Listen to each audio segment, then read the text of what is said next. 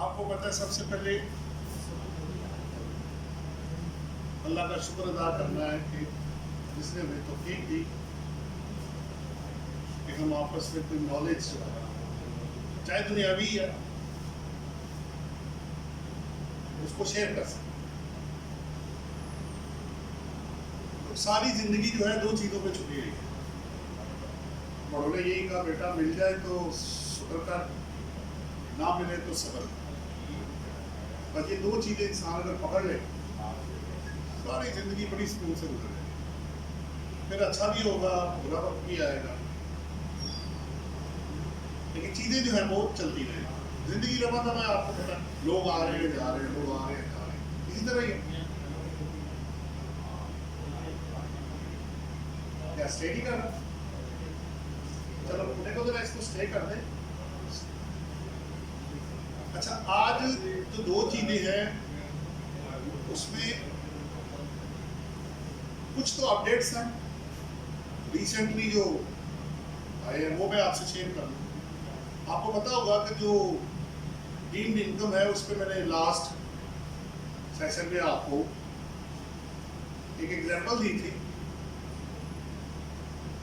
वो आपको पता है वो चैलेंज हुआ अभी 27 या 28 अगस्त उसकी डेट है। तो देखते हैं उसका क्या रिजल्ट निकलता है।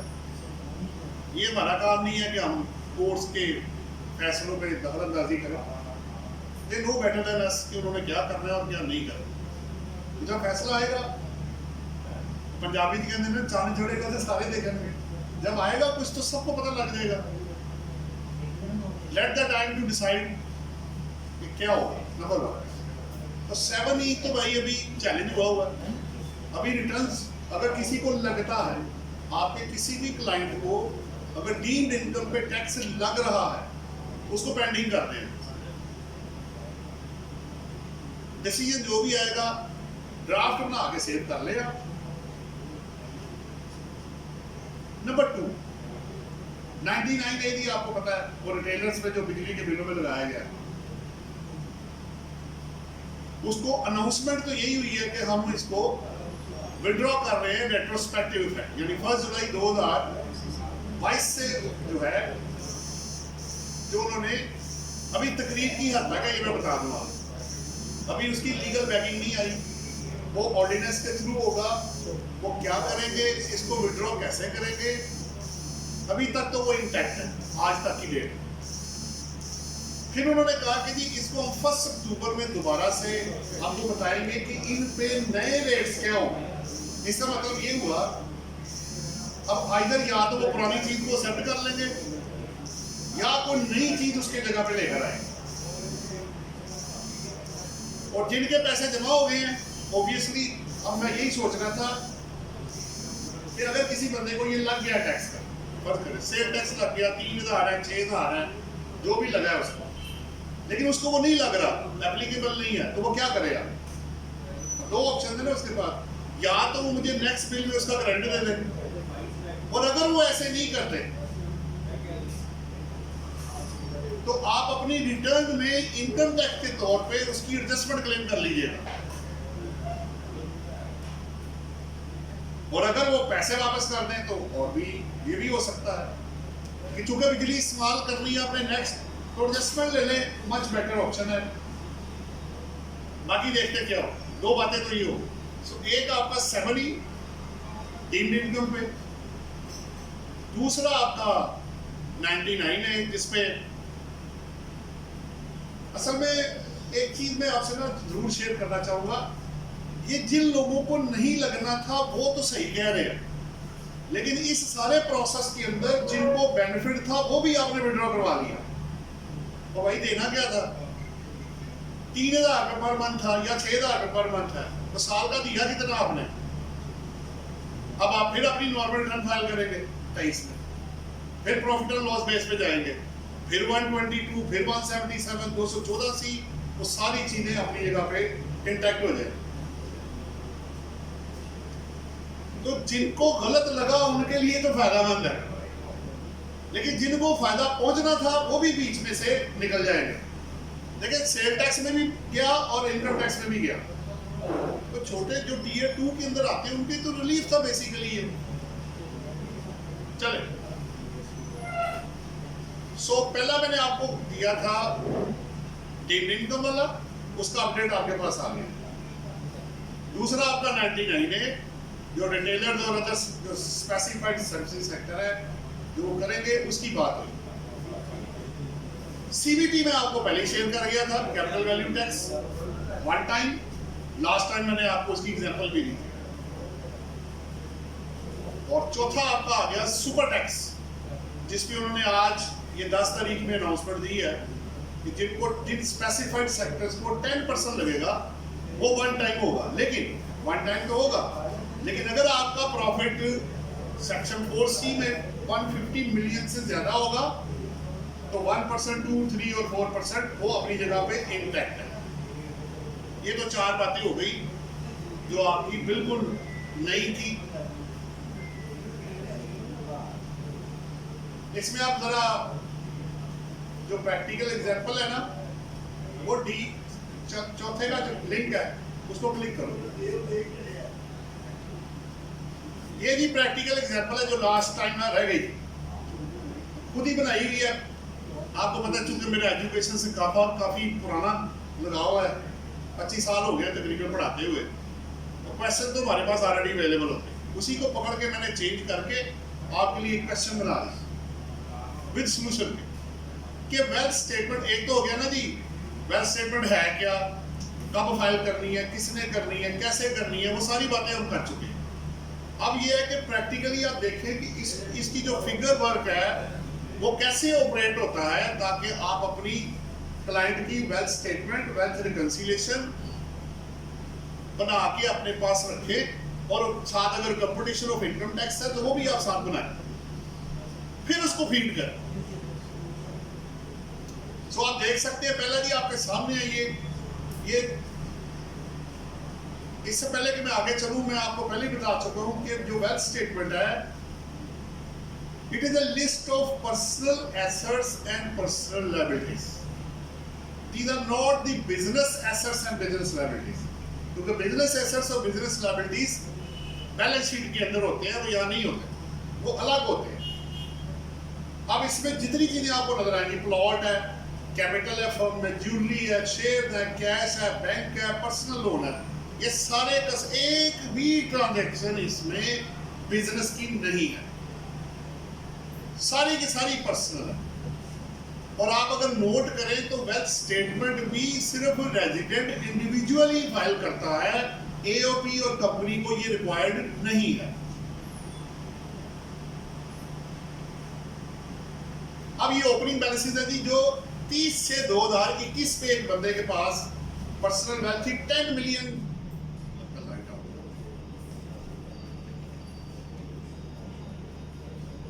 सो 10 मिलियन आपको नजर आएगा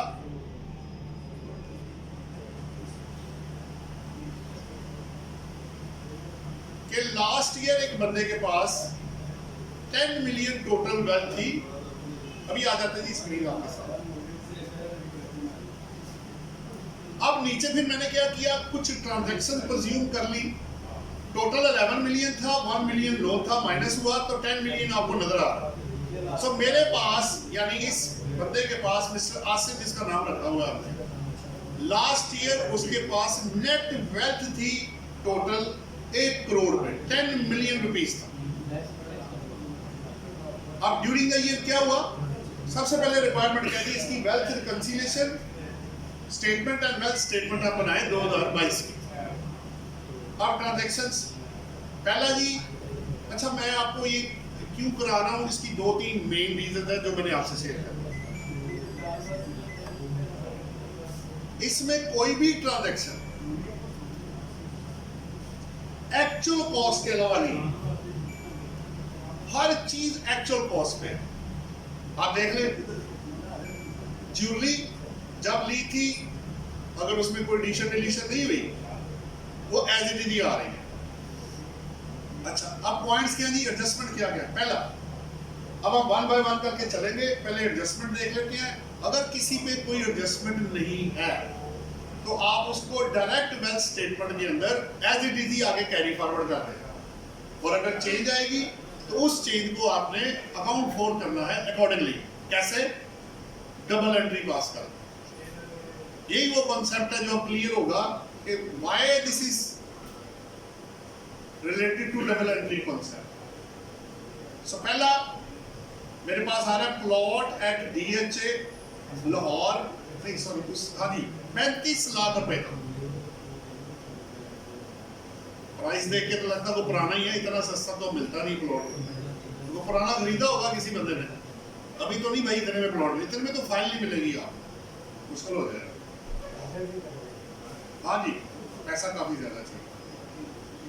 He earned, अच्छा इसमें कोई एडजस्टमेंट है पहले देखते हैं। He sold share, he settled personal loan, household expenses, gift हुआ, आगे क्या जी प्रॉफिट बिजनेस से आया, परचेज न्यू प्लॉट हुआ और बैलेंस दिया गया। इसका मतलब है कि हमारे इस प्लॉट में ड्यूरिंग द टैक्स ईयर 2022 कोई चेंज नहीं आई। इसका मतलब ये हुआ कि ये एज इट इज ही मेरी 2022 की वेल्थ में चला जाएगा, इसमें तो कोई दूसरी ऑप्शन नहीं है। मैं आपको आगे दिखाता हूं।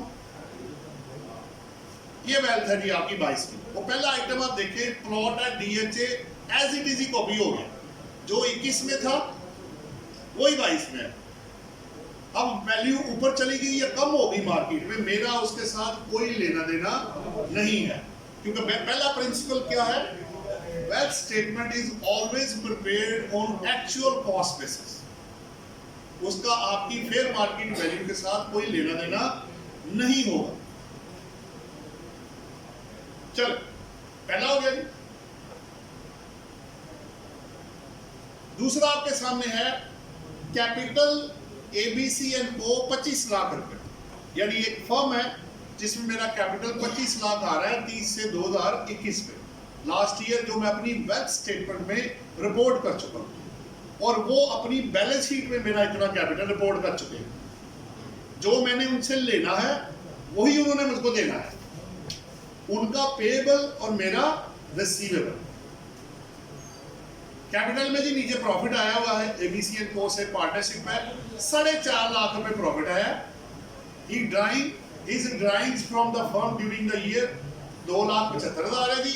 He paid tax of 40,000 on firm income. The firm income is covered under final tax regime.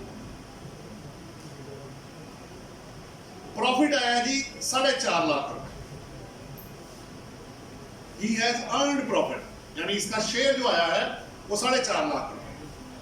अब एक आपने क्या करना है, प्रॉफिट के अंदर ऐड करना है, और एक आपने रिकंसिलिएशन में लेके जाना है। हर अमाउंट की डबल एंट्री पास होगी। पहले 4.5 लाख की बात करें, पहले देखिए आगे 4.5 लाख किधर गया। कैपिटल बनाया हुआ है, ये कैपिटल है, ओपनिंग 25 लाख है, वो मैंने 4.5 लाख उसके अंदर जाके ऐड कर दिया। एक एंट्री पूरी होगी सिंगल साइड। दूसरा इफेक्ट कहां आना है, रिकंसिलिएशन के अंदर, इंक्रीज इन वेल्थ में।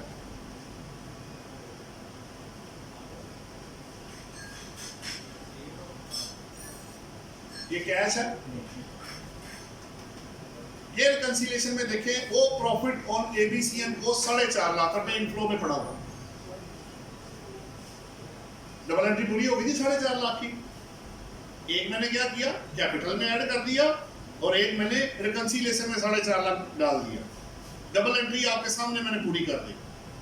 अच्छा आगे क्या है जी, नेक्स्ट आइटम क्या है मेरे पास। उसके बाद उन्होंने कहा जी उसी सेंटेंस में कि his drawings from the firm during the year 2,75,000, आपने पैसा विड्रॉ कर लिया फर्म से, तो एंट्री क्या हुई होगी, मेरा कैपिटल डेबिट होगा या ड्राइंग्स को डेबिट करें और कैश को, अब आपने रिसीव किया, आपको तो पैसा आया, आप कैश को डेबिट करेंगे और कैपिटल को क्या कर देंगे, इसको करेंगे। क्यों जी, मैंने पैसा ड्रॉ किया फर्म में से, ड्राइंग्स की है मैंने, मेरी इन्वेस्टमेंट कम हो जाएगी ना, इसलिए कैपिटल क्रेडिट हो रहा है। सो पैसा ड्रॉ किया, कैश डेबिट, कैश या बैंक, चेक लिया होगा तो बैंक, वरना कैश डेबिट, और मेरा कैपिटल क्या हो जाएगा, उस उधर से इन्वेस्टमेंट जिसको मैं रिसीवेबल शो कर रहा हूं उसको क्रेडिट करके मैं कम कर दूंगा। मेरा बिजनेस में कैपिटल कम हो गया क्योंकि मैंने पैसा ले लिया। तो डबल एंट्री क्या बनी, कैश में डेबिट और आपके कैपिटल में से माइनस। अभी दिखाता हूं, पहले कैश फ्लो। वो ड्राइंग देखे जी, 2,75,000 कैश फ्लो में आ गए, पैसा आ गया, और कैपिटल में से माइनस होना है, मेरी इन्वेस्टमेंट है ना जी। वो ड्राइंग्स मैंने 275 माइनस करके 26,75,000 निकाल लिया, यानी ओपनिंग कैपिटल में मैंने प्रॉफिट को ऐड किया और ड्राइंग्स को लेस किया, और मेरा क्लोजिंग कैपिटल आ गया 26,75,000। और ये कैपिटल अब मेरी वेल्थ के अंदर चला जाएगा, उसको भी देख लेते हैं जाके। वो वेल्थ में कैपिटल देखें, नोट नंबर 1 के सामने 26,75,000 पूरा आ गया। आपकी प्रॉफिट की और ड्राइंग्स की डबल एंट्री मुकम्मल करके कैपिटल को रिवाइज जो या एडजस्टेड जो बैलेंस है वो निकाल के मैंने 22 की वेल्थ के अंदर डाल दिया। आप अपने क्वेश्चन नोट कर लीजिएगा, वो बाद में इंशाल्लाह देख लें। अब मैं 1 बाय 1 करके जा रहा हूं। नेक्स्ट क्या है जी मेरे पास,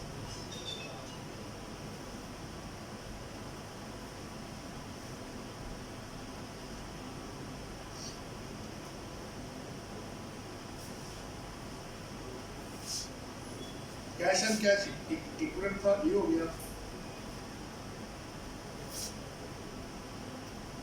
अच्छा, इसका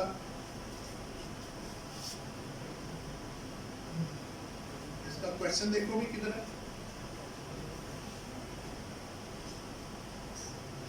यही था इधर। ऊपर नीचे करो जरा, ऊपर ऊपर ऊपर ऊपर, ये नेक्स्ट क्या जी,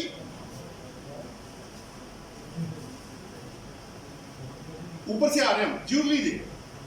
नेक्स्ट आइटम है ज्वेलरी। ज्वेलरी मेरी स्टेट हो रही है 5 लाख रुपए में।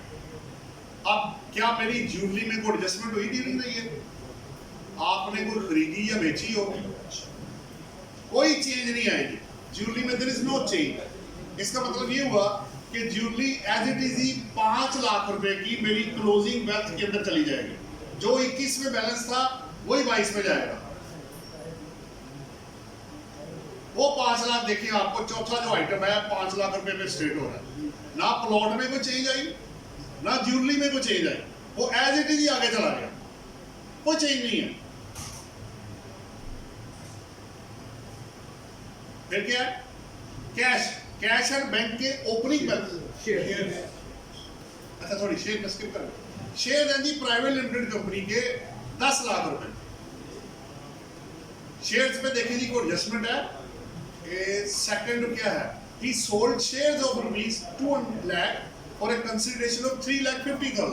उसने 2 लाख के जो शेयर थे वो 3.5 लाख में बेच दिए। इसका मतलब है 1.5 लाख का गेन हो गया। अब आप डबल एंट्री बनाएंगे, बैंक डेबिट 3.5 लाख से, शेयर्स क्रेडिट 2 लाख रुपए से, और gain on disposal of shares of private limited company 1.5 lakh रुपए से। अब गेन या लॉस जाता है रिकंसिलिएशन में, कैश के अंदर 3.5 लाख और शेयर्स माइनस हो जाएंगे 2 लाख रुपए से, मेरे 8 लाख के बाकी रह जाएंगे। अच्छा देखते हैं क्या ऐसा ही हुआ। आपके शेयर देखिए कितने आ रहे हैं, 8 लाख रुपए से, 2 लाख माइनस हो गया। रिकंसिलिएशन में देखें, gain on sale of share वो 1.5 लाख आ रहा है और 3.5 लाख मुझे पैसा मिला। कैश फ्लो में उस सेल ऑफ शेयर के गेन 3.5 लाख पड़ा हुआ। आपकी डबल एंट्री मुकम्मल हो, कोई चीज सिंगल एंट्री के थ्रू नहीं आ रही, हर चीज डबल एंट्री से इन आउट हो रही है। ये आप पकड़ लेंगे तो कभी भी आपकी रिकंसिलिएशन आउट नहीं होगी, पॉसिबल नहीं है। अच्छा फिर नेक्स्ट आइटम के, अच्छा अब कैश एंड बैंक बैलेंसेस के जो ओपनिंग बैलेंसेस है वो इस साल कैश फ्लो के ओपनिंग बैलेंसेस बन जाएंगे। कितना जी, कैश 15 लाख और 20 लाख का बैंक है। अच्छा देखते हैं,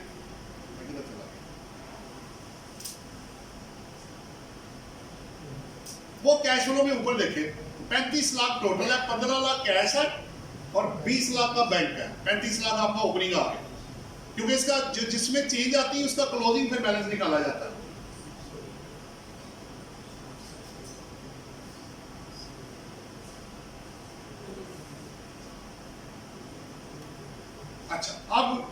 फिर पर्सनल लोन 10 लाख रुपए का पड़ा हुआ लोन में क्या जी, तीसरे नंबर पे देखिए, ही settled his personal loan of rupees 500,000, 5 lakh रुपए का लोन उसने वापस कर दिया। डबल एंट्री पास कर ले, लोन को डेबिट करें, कैश को क्रेडिट कर दे। तो देख लेते हैं वेल्थ में जो बाकी 5 लाख है वो लोन स्टैंड कर रहा होगा। वो लोन देखे नीचे 5 लाख रुपए आ रहा है, 5 लाख माइनस कर दिया उसमें से, और जो वापस किया वो कैश फ्लो में से आउटफ्लो के तौर पर निकल जाएगा। वो नीचे आप लोन इंस्टॉलमेंट देखे 5 लाख रुपए, अभी तक कोई चीज डबल एंट्री के बगैर नहीं है। अच्छा, अब वेल्थ की तो आइटम्स ऊपर से पूरी हो गई। अब एडजस्टमेंट देखें, ही अर्नड सैलरी इनकम और 12 लाख और 1 लाख रुपया टैक्स दिया। तो दो ऑप्शन होते हैं, जो लोग, कुछ लोग नेट ले जाते हैं कैश फ्लो में, कुछ लोग 12 लाख लिख के तो 1 लाख का आउटफ्लो दिखा देते हैं। 12 मेरे दोनों तरीके आप यूज कर सकते हैं। बेहतर यह है कि ग्रॉस शो करके तो उसको आउटफ्लो में ले जाए ताकि वो नजर आना शुरू हो जाए। यदि 12 लाख पहले कैश फ्लो में चेक करें, वो सैलरी 12 लाख रुपए ऊपर आ रहा है और टैक्सेस नीचे 1,40,000 के अंदर वो 1 लाख भी शामिल है। 40,000 वो फर्म ने पे किया था और 1 लाख इसमें पे किया, 1,40,000 जो शेयर पे हुआ था वो नीचे आ रहा है। अब रिकंसिलिएशन में वो salary income 12 lakh, double entry पूरी होगी 12 लाख, एक कैश फ्लो में आ गया और एक रिकंसिलिएशन के अंदर आ गया।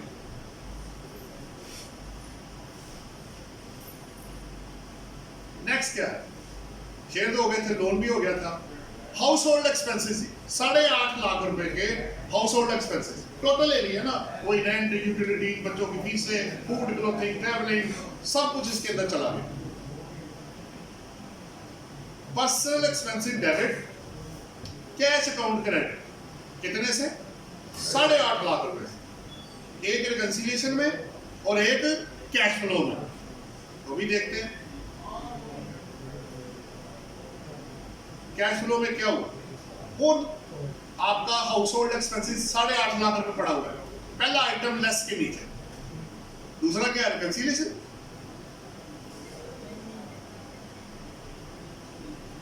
वो 8.5 लाख रुपए आपको house hold expensive last item नजर आ रही है। डबल एंट्री भी पूरी हो, अब बचा क्या? कुछ बचा, वो देख लेते हैं। ये पीछे जब करो जरा, ये बेस से पीछे नहीं जा रहा, करो ये। अब नेक्स्ट क्या आ गया, he has given gift of rupees 4 lakh to his brother Kamran through cross cheque. जैसे वुमन आपको पता है, गाड़ी, प्रॉपर्टी, बैंक।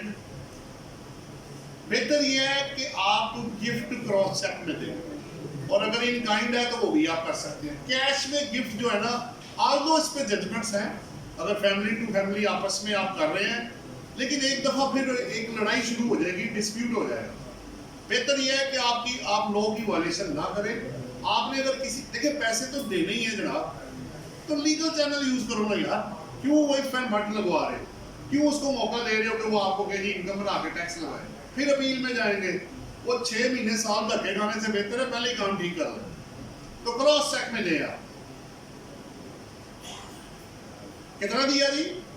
4 लाख रुपए। डबल एंट्री क्या होगी? मेरा गिफ्ट डेबिट होगा, ऐसा ही है ना जी, मेरा पैसा निकल गया ना, एक्सपेंस हो गया मेरा, मैं अपने बैंक बैलेंस को क्रेडिट करूंगा और गिफ्ट को एज ए एक्सपेंस के तौर पे डेबिट करूंगा। तो रिकंसिलिएशन में भी आएगा और कैश फ्लो में से भी निकल जाएगा। देखना है,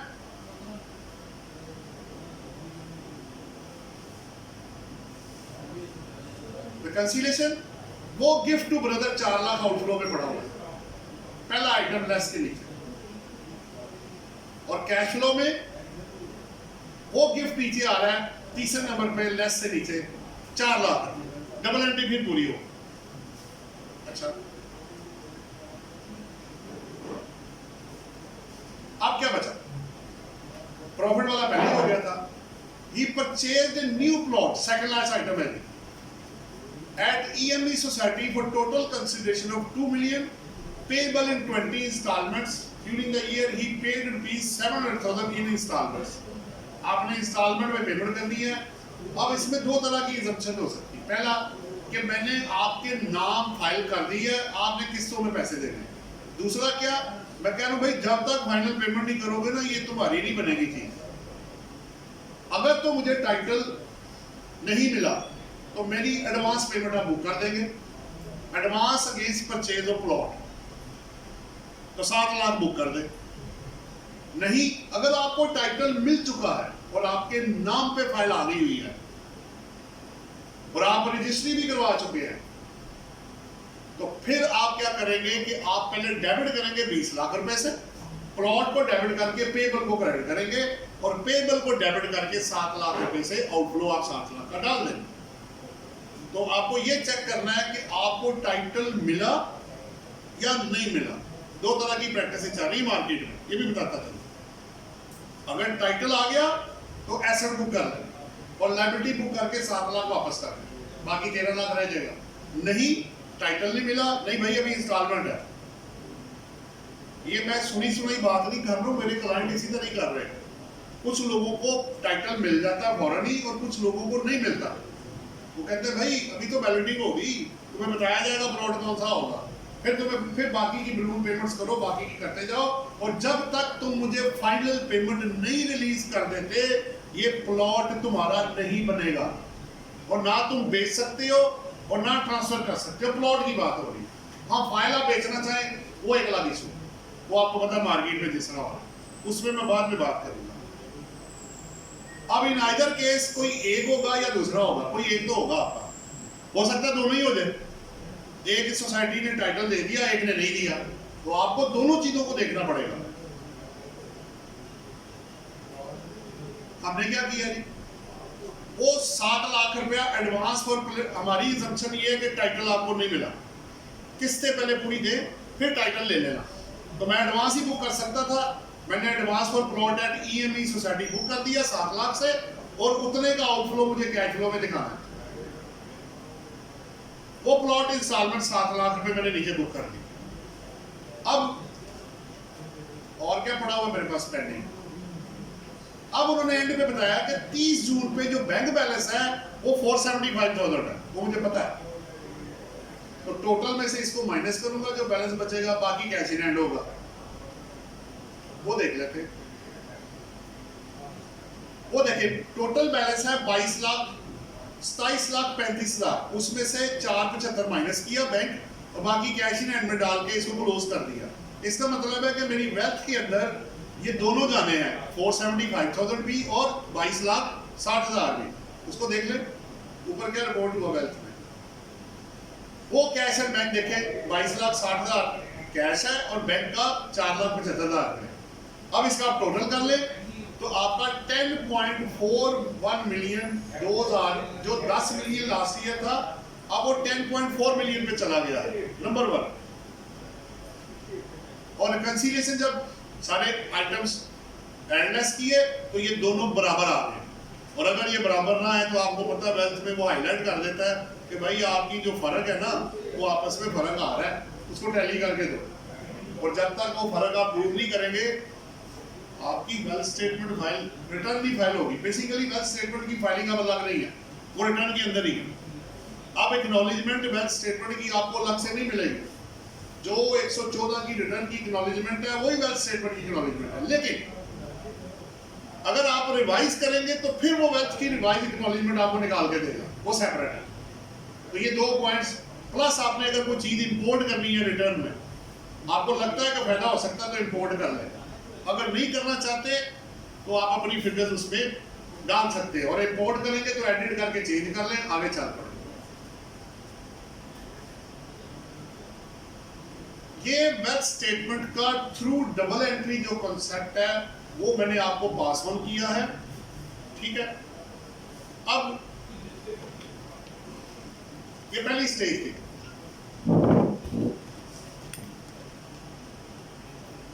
तो पहले मैंने आपको कुछ अपडेट्स दे दिए प्लस आपको मैंने wealth statement with reconciliation with cash account आपने तमाम आइटम्स को रिकंसाइल करके आगे जाना है, बैलेंसिंग फिगर नहीं डालनी। फर्ज करें बैंक में बैंक चार्जेस आ रहे हैं तो आपने बुक ही नहीं की है, तो फिर टैली कैसे कर लिया? लोग क्या कहते हैं, चीजें ऊपर नीचे करके माइनस करके बैलेंस को बस कैश एंड बैंक बैलेंस, यही होगा। भाई बैंक की तमाम एंट्रीज को कवर करें, क्योंकि कल को हर ट्रांजैक्शन पे, हर डेबिट पे, हर क्रेडिट पे आपको क्वेश्चन मार्क हो जाएगा कि भाई ये पैसा किधर से आया और किधर गया।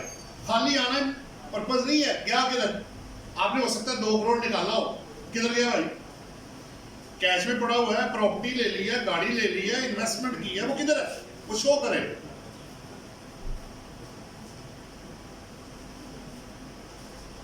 तो ये 2 पार्ट थे अभी आपके। पहला पार्ट था आपका अपडेट्स का और दूसरा था वेल्थ स्टेटमेंट।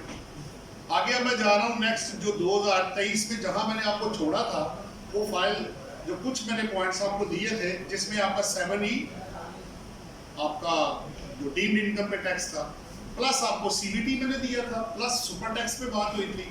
और अब मैं आपको जो बाकी इंपॉर्टेंट एरियाज है, आगे चलो, आगे रेड वाली फाइल आएगी और बस इधर ये मैंने आपको SME का भी दिया पहले, स्मॉल एंड मीडियम एंटरप्राइजेस, आपको याद होगा।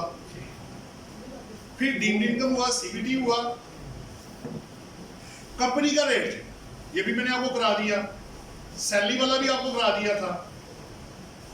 अब मैं आ रहा हूं आपके साथ एक्सपोर्ट ऑफ सर्विसेज, जो कि 154A सेक्शन है, उसके बारे में 2-3 पॉइंट्स देने हैं। मैं करते करते आपको क्विकली इसमें से बता दूंगा। उसको जरा लिंक को क्लिक करो जी।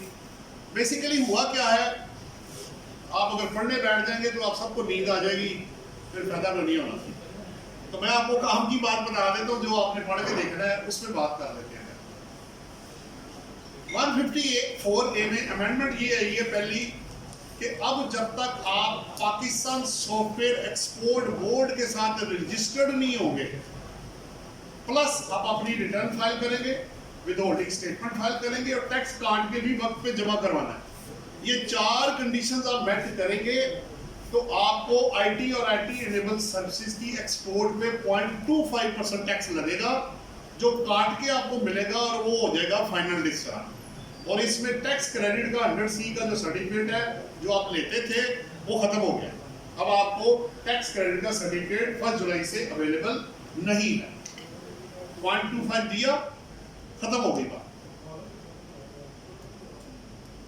लेकिन ऑन फुलफिलमेंट ऑफ कंडीशंस, अगर आप कंडीशन मेट नहीं करेंगे तो बड़ी अलार्मिंग सिचुएशन है आपके लिए। उसने आपको ले जाना है नॉर्मल टैक्स रिजीम के अंदर, आपके प्रॉफिट एंड लॉस बेस पे जो टैक्स का प्रॉफिट आएगा उस पर टैक्स लगेगा, और टैक्स लगा के जो 0.25 या अदरवाइज कटा हुआ माइनस होगा और बैलेंस आपको जमा कराना पड़ जाएगा।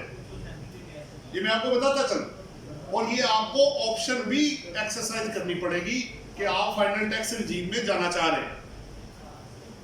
सो मिलेगा जरूर benefit, but subject to fulfil जितनी भी exemptions, tax credits and reductions होती हैं वो तमाम की तमाम कंडीशनल होती है। चाहे वो कस्टम्स का लॉ ले लें, इनकम टैक्स का ले लें, PRA का ले लें, आप सेल टैक्स का ले लें, जो मर्जी आप लॉ निकाल लें, जितनी भी एग्जम्पशंस, टैक्स क्रेडिट्स और रिडक्शंस हैं वो कंडीशनल है। अगर आप कंडीशन या कंडीशंस को मेट करेंगे तो तभी आपको वो बेनिफिट मिलेगा, और इसमें वो कंडीशन डल गई है। ये विदाउट फुलफिलमेंट ऑफ कंडीशन अब अवेलेबल नहीं होगा। Simple is this. आप इसको लिंक को क्लिक करो सिर्फ। नेक्स्ट है मेरे पास सुपर टैक्स हो गया था आपका। सुपर टैक्स पे ना अभी मैंने अपडेट आपको दिया कि जो स्पेसिफाइड केसेस पे 10% लगेगा, जिनका प्रॉफिट 300 मिलियन से ज्यादा होगा, वो 16-17 सेक्टर्स है। मैं भी आपको दिखाता हूं, उसको क्लिक करो भाई 4C को। अब नीचे आओ, और बस सी के पीछे आ। ये इस दफा ये इन्होंने दिया जी कि ये जो 10% होगा बड़े सेटअप पे, ये 1 टाइम है। उसके बाद वो जो आपको पता है 1%, 2%, वो मैंने आपको पहले सुपर टैक्स का करवाया था लास्ट। अगर वो रेट दिखा दो तो अच्छा, ऊपर आओ। और बस वो जो फर्स्ट शेड्यूल है ना ऊपर, उसको क्लिक करो, ऊपर ऊपर ऊपर इसको क्लिक करो, ये है जी रेट्स का।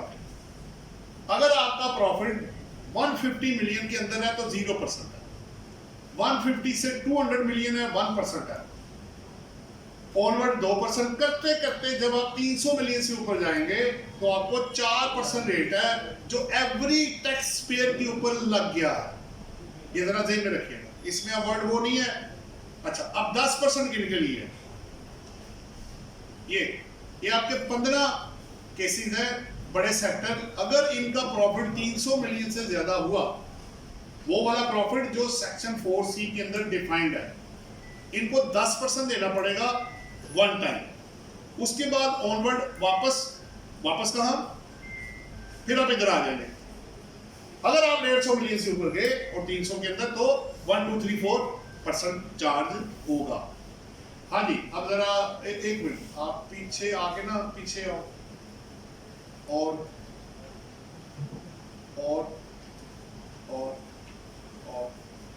वो लिंक को क्लिक करना, बस ठीक। अब इधर रुक। नेक्स्ट है जी आपका डेप्रिसिएशन। मैंने रेड इसलिए किया कि मैंने की पॉइंट्स आपके साथ शेयर कर रहा हूं। करो जी क्लिक इसके। इसमें दो मेथड्स हैं मेन। पहला, अभी क्या हो रहा है कि 30 से 2/22 की आप जो रिटर्न फाइल कर रहे हैं उसमें लो ये कह रहा है, फिर आपको अमेंडमेंट जल्दी समझ आ जाएगी। जिस साल में एसेट आप परचेज करेंगे आपको 50% ऑफ नॉर्मल डेप्सिट मिलेगी और जिस साल में बेचेंगे उसमें भी 50% है। लेकिन 1 जुलाई से ये कानून बदल जाएगा और अब आपको परचेज के ऊपर जिस साल में परचेज करेंगे पूरे साल की डेप्सिट मिलेगी और जिस साल में आप एसेट बेचेंगे कोई डेप्रिसिएशन नहीं मिलेगी। पहली अमेंडमेंट।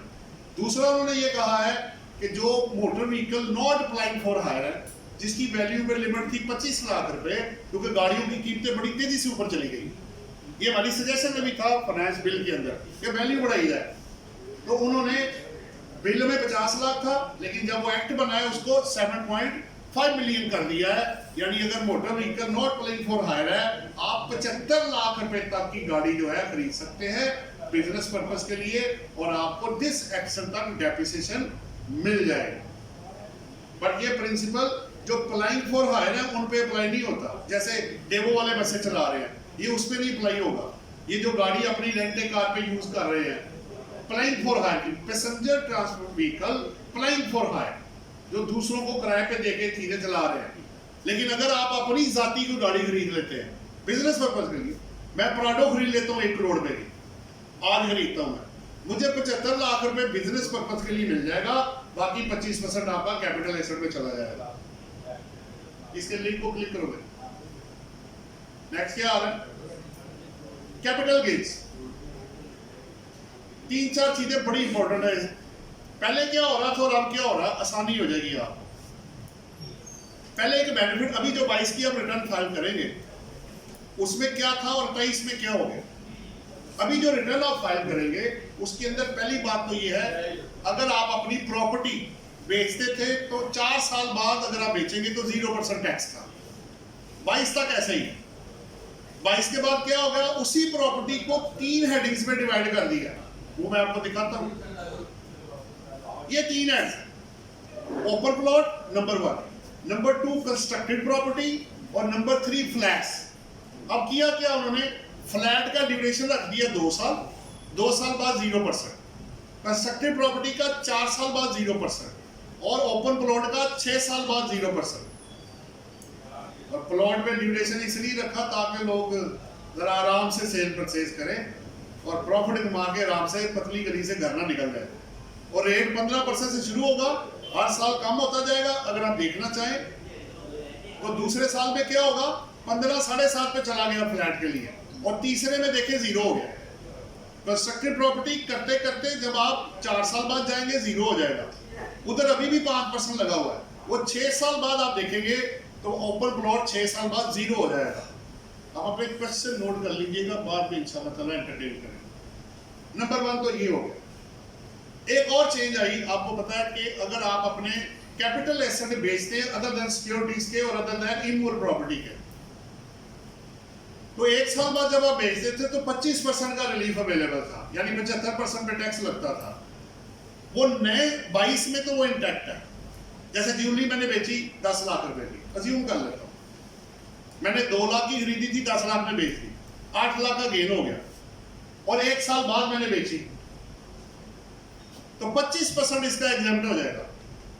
8 लाख का 25% ले ले, 2 लाख आएगा मेरा ख्याल, तो 2 लाख माइनस कर दे, बाकी 6 लाख पे मुझे टैक्स लग जाएगा, वो टैक्सेबल हो जाएगा। लेकिन 23 में जब आप जाएंगे, 22 तक ऐसा ही है, जैसे ही आप 23 में जाएंगे ये 25% की एग्जम्पशन खत्म हो, वो नहीं है। 2 बातें हो गई। तीसरा, फिर आपको याद होगा एक पीरियड था कि इतने अरसे में बेचेंगे तो ये अमाउंट टैक्सेबल है, पहले साल में बेचेंगे तो इतना 75% करते करते नीचे आप जा रहे थे। उन्होंने वो रेट के अंदर जो बेनिफिट अवेलेबल था, जो कि सेक्शन के अंदर था, मेरा ख्याल है अगर मैं गलती नहीं कर रहा तो 3 या 3A था, उसको 37 का 3A जो है 3 था 25% वाला, वो भी गया, ये पीरियड वाला बेनिफिट था, ये भी गया। और तीसरा उन्होंने ये कहा, ये जो सबसे क्यों हुआ, लोगों ने जहां मिसयूज चीज होती है वहां पे लॉ बदल जाता है। वो लोग कर क्या रहे थे, मसलन मेरे पास एक प्रॉपर्टी है, मैंने 2 साल पहले खरीदी है, मैंने खरीदी थी 50 लाख की, मुझे मिल रहा है 1 करोड़ रुपया। अब मैं सोच में पड़ गया यार 1 करोड़ में तो टैक्स लग जाएगा, मैं ऐसे करता हूँ अपने भाई को गिफ्ट कर देता हूँ, वो फेयर मार्केट वैल्यू लेस करेगा, टैक्स आएगा नहीं, मैं चुप करके बाहर निकल जाऊंगा, पैसा हमारा हो जाएगा। तो उन्होंने कहा ये तो मिस यूज कर रहे हैं लोग गिफ्ट को।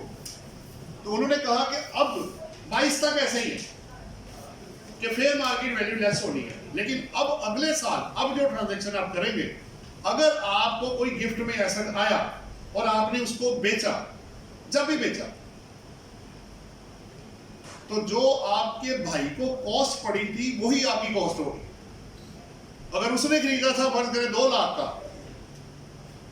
तो आपको क्या मिलेगा, 2 लाख रुपए। अगर आपने मजीद कोई पैसा खर्च नहीं किया तो, पहली बात तो ये है। अब होगा क्या, लेकिन एक एडवांटेज आपको मिल सकता है, अगर आप 2 साल 4 साल या 6 साल सफर कर सकते हैं, तो फ्लैट में 2 साल बाद 0% है, कंस्ट्रक्टेड प्रॉपर्टी में 4 साल बाद 0% है, और प्लॉट में 6 साल बाद 0% है। तो गिफ्ट करने से पहले ये जरा, और या विरासत के एसेट को बेचने से पहले अब जरा ध्यान से चेक कर लीजिएगा कि गेन कितना निकलेगा और टैक्स कितना लगेगा, ये बड़ा जरूरी होगा, वरना बहुत हैवी किस्म का टैक्स जो है वो पड़ जाएगा बंदे को। लाइल्मी की सजा, ignorance of law is no excuse, आप मुझसे बेहतर जानते हैं। ये आपका 37 और 37A। अच्छा 37A में एक और चीज, सिक्योरिटीज में क्या किया उन्होंने, जो सिक्योरिटीज आप 30 जून 2022 पर या उससे पहले बेचेंगे, जब भी बेचेंगे, तो फ्लैट रेट क्या होगा 12.5%, उसके बाद रेट चेंज हो जाएगा, वो बाद में, बाद की बात बाद में। अच्छा जी, आप जरा पीछे आके लिंक पे क्लिक करके, पीछे ये लिंक पे क्लिक करो, अब अगले पेज पे आ जाओ। ले जी, अब रुक जाओ, देखिए यहाँ बेहतर नजर आएगा। 60C था deductible loans profit on debt. अगर आप अपना घर बनाने के लिए, एक्वायर करने के लिए लोन लेंगे तो मार्कअप पे जो डिडक्टेबल अलाउंस था वो खत्म हो गया। इसी तरह टैक्स क्रेडिट था, investment in share and life insurance है 62, वो भी खत्म हो गया। कब से, 2023 से। ये चीजें 22 में इंटैक्ट है, 1 जुलाई 2022 से ये खत्म हो गई। तीसरा, अगर आप अप्रूव पेंशन वाला था, ये भी सजेशन थी, लेकिन उन्होंने पहले 16वां देख ले, हेल्थ इंश्योरेंस का क्रेडिट था 62A का, वो भी 22 तक इंटैक्ट है, लेकिन जैसे ही 1 जुलाई आगे आएगा, ये तीनों पहले वाले डिडक्टेबल अलाउंस और क्रेडिट उन्होंने आगे से खत्म कर दी है। इसकी वजह क्या है, क्योंकि वो रिलीफ सैलरी के अंदर दे गए, तो जो उन्होंने उधर से रिलीफ दिया उसके अगेंस्ट वो 2 काउंटर उन्होंने स्टेप्स लिए। पहला, जिसकी इनकम 29 लाख से ज्यादा होगी तनख्वाह, उसको टैक्स बढ़ा दिया। दूसरा, इधर से टैक्स क्रेडिट उन्होंने खत्म कर दिया ताकि उनको लॉस ऑफ रेवेन्यू ना हो, सीधी सी बात है। और क्या, एग्जेम्पशन खत्म करने का पर्पस क्या होता है, अब मुझे आप पैसे दे, और क्या, पहले जो एग्जेम्पशन दिया अब नहीं है। आईटी सेक्टर में एक पॉइंट रह गया, आईटी सेक्टर को 2025 तक एग्जेम्पशन थी, उसको टैक्स क्रेडिट मिलना था। आपने 23 नहीं मेरा खत्म किया, आपने 24 भी कर दिया, आपने 25 भी कर दिया, तीनों सालों में 0.25% होगा वो भी तब कि अगर आप कंडीशंस को मेट करेंगे तो हर चीज पे चेक एंड बैलेंस लगना शुरू हो गया, क्योंकि इंफॉर्मेशन पास ऑन हो रही है, लोग बहुत पैसा कमा रहे हैं, टैक्स नहीं दे रहे।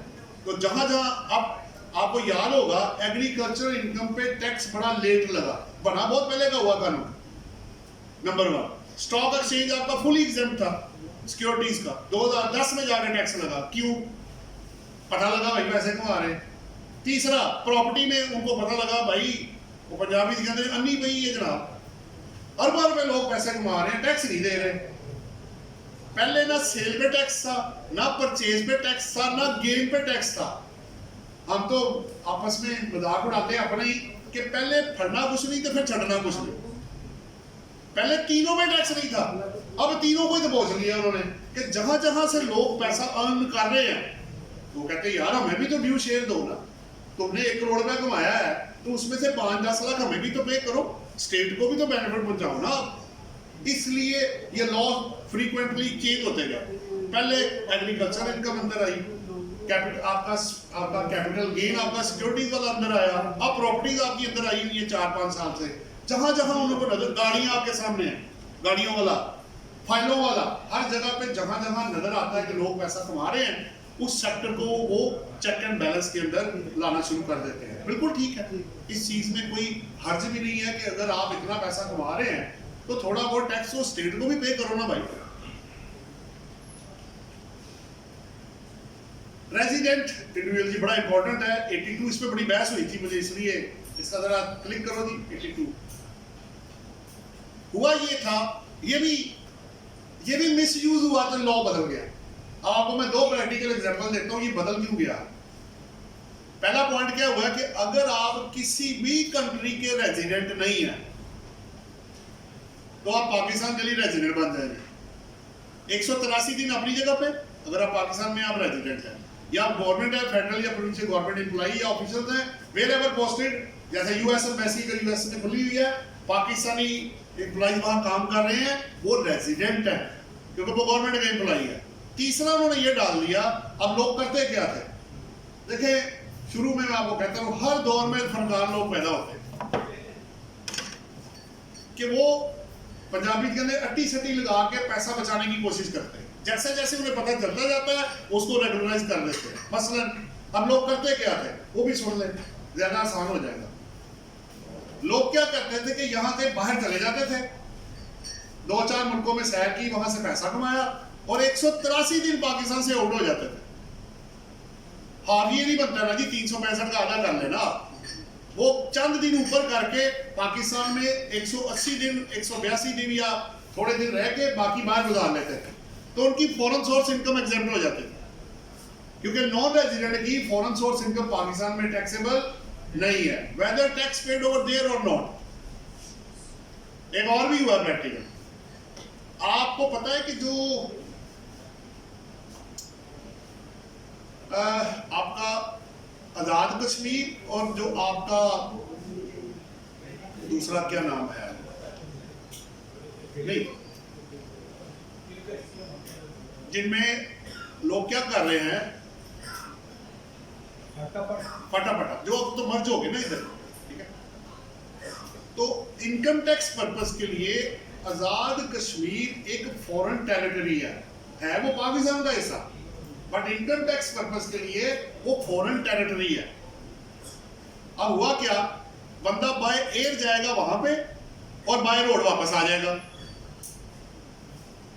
मैंने टैक्स ऑफिस से ये पूछा कि मुझे ये बताओ, मैं बाय एयर उधर गया हूं, टिकट बता रही मैं उधर, बाय रोड में वापस आ गया, तो 183 दिन मैं इधर नहीं हूं, तो आप कैसे बंदे को पकड़ते हैं कि ये रेजिडेंट है कि नॉन रेजिडेंट है, क्योंकि पासपोर्ट तो है लगा नहीं उसके ऊपर, जरूरत नहीं है, पाकिस्तान के अंदर ही हूं मैं।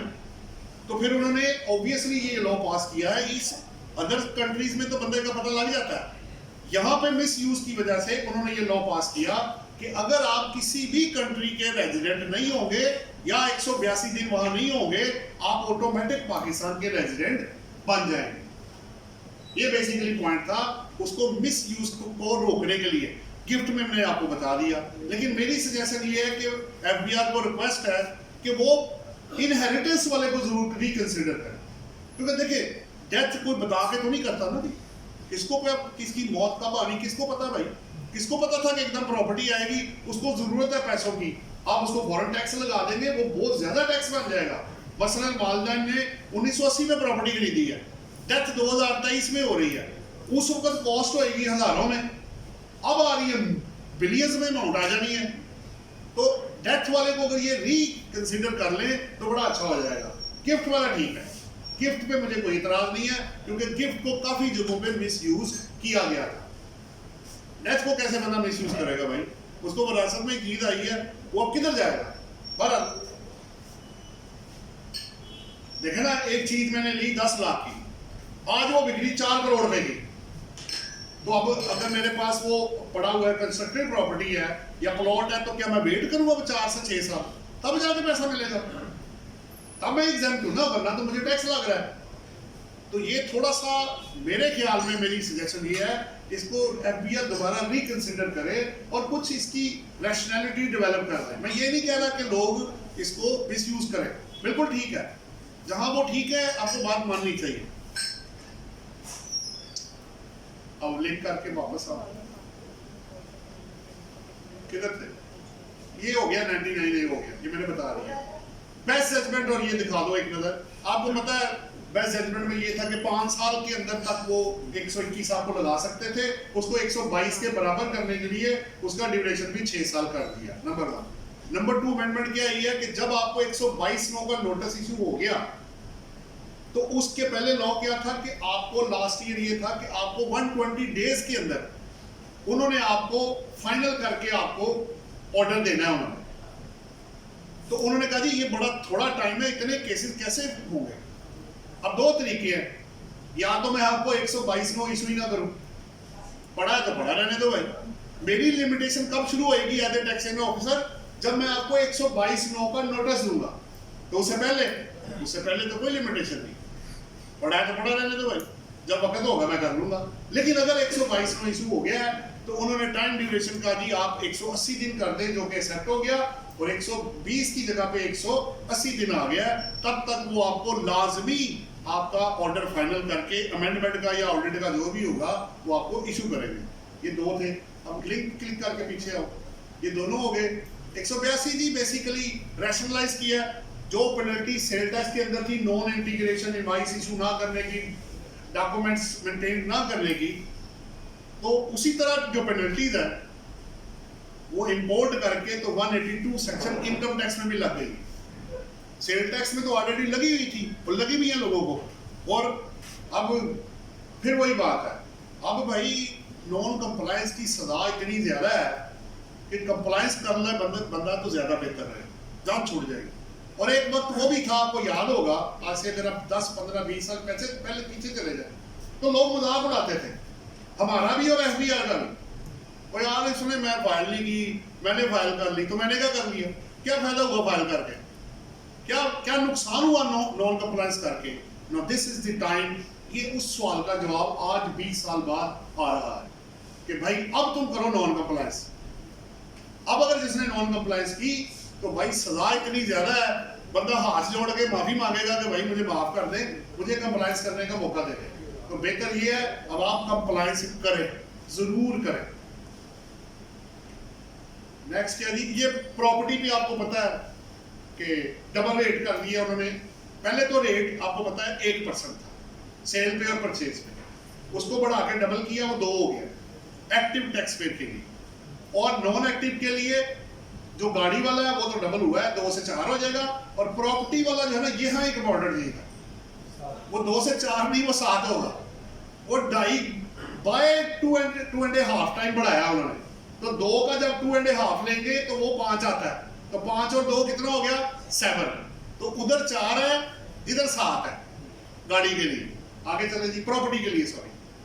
नेक्स्ट है जी वाई, अगर आप पैसे बाद ट्रांसफर करेंगे डेबिट क्रेडिट उनके थ्रू, तो आपको 1% टैक्स लगेगा, और वो आप क्रेडिट बाद में 236 वाई में क्लेम कर सकते हैं। सेमा ऑपरेशन जी आपके सामने ही है, तो उनको बूस्ट अप करने के लिए 5 साल की छूट उन्होंने उनको दी है कि आप सेमा चलाएं, हम आपकी इनकम एग्जेम्प्ट कर देते हैं। नेक्स्ट क्लॉज है जी 6 है, आपको पता है नेशनल सेविंग सेंटर में महबूब सेविंग सर्टिफिकेट, पेंशनर अकाउंट और पेंशनर जो सर्टिफिकेट्स हैं वो जो दिए जा रहे हैं उस पर रेट मैक्सिमम था 10%, उसको रिड्यूस करके उन्होंने 5% कर दिया, यानी 5% या normal tax which ever is lower आप पे कर सकते हैं। नेक्स्ट क्या जी आपका नेक्स्ट है इम्यूनिटी फ्रॉम ऑडिट। ये बड़ा इंपॉर्टेंट है जी। पीछे आपको पता याद होगा सेल टैक्स इनकम टैक्स में 3 साल में एक दफा ऑडिट होना, फिर वो खत्म हो गया। अब उन्होंने नया लॉ ये पास किया है कि अब आपको 4 साल में एक दफा ऑडिट कराना है। मुझे लगता है ये 5 बनते हैं, क्योंकि इसकी जो वर्डिंग है, वर्डिंग दिखाओ जी, जरा वर्डिंग देखिए क्या है। The provisions of section 177 and 214C shall not apply to a person whose income tax affairs have been audited in any of the preceding 4 tax year। अगर पिछले 4 साल में एक दफा ऑडिट हुआ है तो मुझे 5वें में छूट मिल जाएगी। मुझे तो ये समझ आ रहा है 4 में एक दफा है पर छूट 5वें को मिलेगी। वर्डिंग आपके सामने है, प्रीसीडिंग है उसने ये नहीं कहा कि 4 में एक दफा होगा। अगर प्रीसीडिंग 4 टैक्स ईयर में एक दफा आपका टोटल ऑडिट हुआ है या 214C लगा है आपको, फर्ज कर लेते हैं, एग्जांपल बना लेते हैं, मुझे 2017 में मेरा ऑडिट हो गया, चले ये भी कर लेते हैं। 17 में ऑडिट हुआ, 17, 18, 19, 20, 21 में मैं खड़े होकर ये कहूंगा जनाब मुझे 17 में ऑडिट हो गया हुआ। ऐसा ही है। इससे पिछले 4 साल क्या बनते हैं? 17, 18, 19 और 20। जब मैं 23 में आ जाऊंगा, 23 में मैं खड़ा, तो प्रीसीडिंग 4 टैक्स ईयर मेरे क्या बनेंगे? 22, 21, 20, 19। सवाल आपका बाद में ले लेते हैं। मैं तो वो पढ़ रहा हूं जो लिखा हुआ, मे भी इंटेंशन कुछ और हो कि 4 में एक दफा। आपकी बिल्कुल सही है, आप उसकी इंटरप्रिटेशन कर। मैं तो वर्डिंग पढ़ रहा हूं भाई, मुझे ये पढ़ाया गया, मैं तो भाई पढ़ लो। अगर ये नहीं लिखा हुआ तो फिर आप जो मतलब निकालेंगे वो कहां से आएगा? तो मुझे तो 5 में एक दफा लग रहा है, लेकिन अब ये मतलब अब ये तो हो गया प्लस, -7 उन्होंने प्रोवाइडर लगाई। अगर कमिश्नर इंडियन रेवेन्यू चाहें तो किसी भी केस में एफबीआर की अप्रूवल लेके, बोर्ड की अप्रूवल लेके किसी भी साल का वो ऑडिट 177 में कर सकते हैं। इसका एक और मतलब भी निकलता है। अगर आपको 214C लगे तो फिर आप एग्जम्पशन ले लीजिएगा, 177 लगे तो फिर उनकी परमिशन होगी तो वो कर लेंगे। तो छूट अभी तक 214C की इंटैक्ट है, 177 की भी इंटैक्ट है, बट 177 में कमिश्नर स्पेशल उनकी यानी अप्रूवल लेके तो किसी भी बंदे का जहां डाउट हो कि इनकी ट्रांजैक्शन जनाब ऊपर नीचे हो रही है, ये कंप्लायंट टैक्स पेयर नहीं है, ये जवाब नहीं देता, इसकी भी होल्डिंग नहीं सही आ रही, तो उसको ऑब्वियसली वो किसी केस में उसको पकड़ सकते हैं। लेकिन वो आपको जवाब देनी होंगे, वो बोर्ड से अप्रूवल लेके आप अप्रूवल मांग सकते हैं, जनाब अप्रूवल दिखाएं। हमें लगता है आपने अप्रूवल नहीं ली, वो क्यों गैर कानूनी काम करेंगे भाई? अप्रूवल लेके आपका काम वो कर सकते हैं। तो ऑडिट में दोनों चीजें जरा देख लीजिएगा। अच्छा जी, एक स्वैप वाला कॉन्सेप्ट है, लिंक क्लिक करके आखिरी दिखाओ तो आज की चीजें क्लोज कर। स्वैप में आपको पता है कि वो जो डिजिटल मोड की पेमेंट्स है वो आपको पता है अभी तक पेंडिंग पड़ा हुआ है, 21L है। बोर्ड आपको डेट बताएगा जिस डेट पे कॉर्पोरेट सेक्टर में, नॉन कॉर्पोरेट में नहीं, इसमें इंडिविजुअल और एओपी शामिल नहीं है, सिर्फ कंपनी के लिए उन्होंने ये कहा है, कहेंगे वो कि हम जिस डेट पे बोर्ड आपको बताएगा उस डेट से आपने जो पेमेंट्स करनी है क्रॉस चेक बंद हो जाएंगे, आप अकाउंट से अकाउंट में ट्रांसफर करेंगे। लेकिन चूंकि कॉर्पोरेट सेक्टर इस बात पे नहीं आ रहा तो अभी वो पेंडिंग पड़ा हुआ है। अभी तक एल की कंप्लायंस उसने करनी है, एलए की नहीं करनी, क्योंकि एलए वो मान नहीं रहे। प्लस सैलरी में आपको एक ऑप्शन आ गई है, अगर आप अकाउंट से अकाउंट में देना चाहते हैं वो भी आप कर सकते हैं, और क्रॉस चेक तो अपनी जगह पे है ही।